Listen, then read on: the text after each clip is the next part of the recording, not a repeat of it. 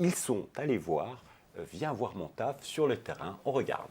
C'est au MILA, un pôle de soutien et d'hébergement pour les entrepreneurs de la filière musicale, que nous retrouvons une jeune stagiaire de 3e, suivie par l'association Viens voir mon taf.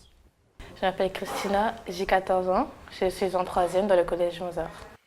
Un collège donc issu d'un réseau d'éducation prioritaire, et lorsqu'on demande à Christina où elle aurait effectué son stage sans l'aide de l'association, Je sais pas, quelque part dans le quartier où j'habite. Parce que dans mon quartier, il n'y a pas beaucoup de personnes qui prennent des stagiaires comme nous.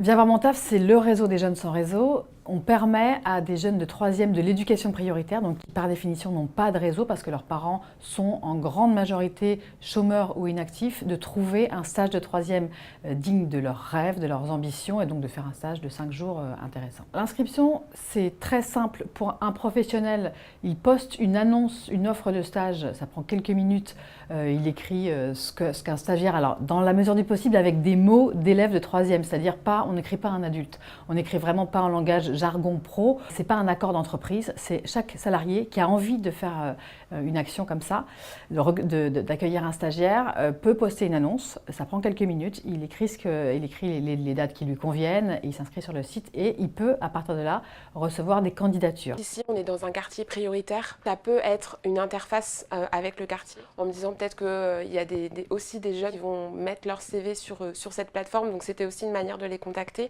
Donc oui, non, pour nous c'était évident de mettre une annonce qui est toujours active d'ailleurs, enfin on la désactive jamais. Et donc on a souvent des candidatures de stagiaires.